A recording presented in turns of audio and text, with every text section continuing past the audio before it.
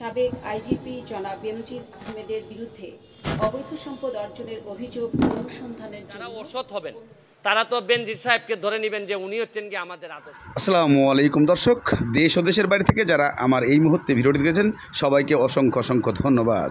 দর্শক, প্রথমেই আপনারা শিরোনাম দেখেছেন যে দুদকের কর্মকর্তা কি রিপোর্ট তদন্ত চালু করেছেন এবং ব্যারিস্টার সুমন এতে কতটা আনন্দিত হয়েছে তা আপনাদেরকে এই ভিডিও দেখতে গেলে শেষ পর্যন্ত অবশ্যই দেখতে হবে।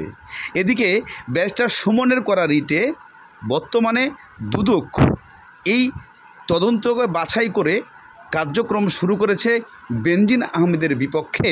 যে বেনজির আহমেদের যে অবৈধ সম্পদ এবং তার স্ত্রীর যে অবৈধ বাড়ি গাড়ি সব তৈরি করেছে, এগুলো কি আদৌ ঘুষের টাকার নাকি তার পৈতৃক বাপদাদার সম্পদ থেকে অর্জন করা টাকা, এই তদন্ত নেমে পড়েছে 3 সদস্য গঠিত।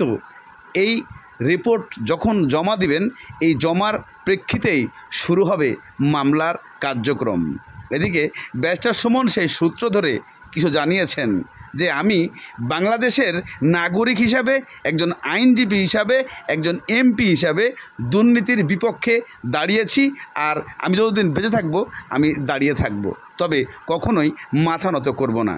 এইদিকে দুদকের তদন্ত কমিটি গঠনের জন্য যে রিপোর্টটা তৈরি করা হয়েছে, সেই রিপোর্টের দুদকের একজন কর্মকর্তা আপনাদেরকে সরাসরি সাবেক আইজিপি জনাব বেনজির আহমেদের বিরুদ্ধে অবৈধ সম্পদ অর্জনের অভিযোগ অনুসন্ধানের জন্য অনুমোদন দেওয়া হয়। সংশ্লিষ্ট আইন ও বিধি মোতাবেক নির্ধারিত সময়সীমার মধ্যে অনুসন্ধান সমাপ্ত করে আইনানুগ ব্যবস্থা গ্রহণ করা হবে। বিগত 31শে মার্চ 2024 তারিখ সাবেক আইজিপি জনাব বেনজির আহমেদের ইতিমধ্যে আপনারা দুদকের সেই কর্মকর্তার সেই নোটিশ জারির রিপোর্টটি আপনারা শুনেছেন। এই রিপোর্টে কি উল্লেখ করেছে এবং এই রিপোর্টে যেই কথাগুলো উল্লেখ করা হয়েছে, এর প্রেক্ষিতে সরাসরি ঘোষণা করা হয়েছে যে বেনজির আহমেদের বিরুদ্ধে যে নোটিশটি করা হয়েছে, সেই নোটিশকে গ্রহণ করে সেই নোটিশের কার্যক্রম ইতিমধ্যে শুরু করে দিয়েছেন।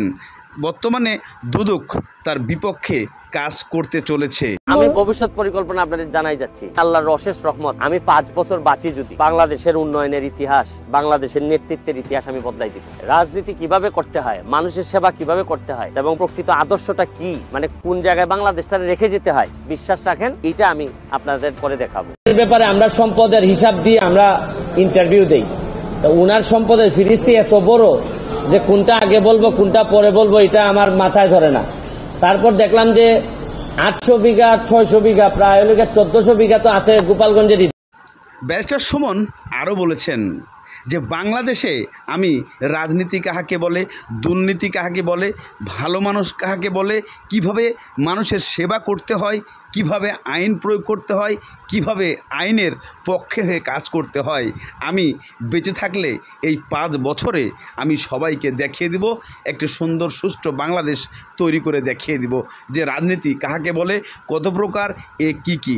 ব্যারিস্টার সুমনের এই কথা কি রাখতে পারবে ব্যারিস্টার সুমন, নাকি সেই কথাগুলা কথাই থেকে যাবে, নাকি ব্যারিস্টার সুমন কখনো কোনো কারণে গুম হয়ে হারিয়ে যাবে, নাকি ভারতের কোনো জেলখানায় গিয়ে পড়ে থাকবে? দর্শক, এগুলাই দেখতে আমাদেরকে অপেক্ষায় থাকতে হবে।